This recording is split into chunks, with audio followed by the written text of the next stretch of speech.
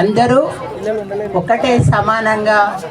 మరి నేను ఉపన్యాసం చెప్పేటటువంటి నాకు చదువు లేదు కాబట్టి ఏదో కొన్ని చెప్పి ముగించుకుంటాను. కర్మభూమి, జన్మభూమి, పుణ్యభూమి ఈ భారత ఖండం యొక్క మరి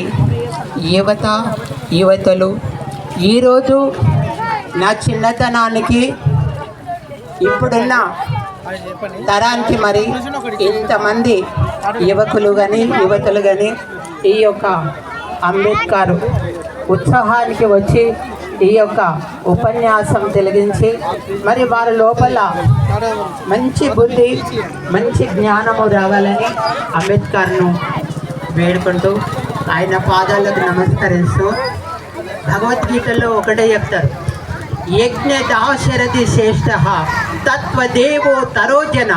అంటే ఉత్తములు ఏదైతే ప్రతిష్ఠిస్తారో వీళ్ళందరూ కూడా అదే ప్రతిష్టలు. ఉత్తములు దేనినైతే అనుసరిస్తారో సర్వజనులు అదే అనుసరిస్తారు.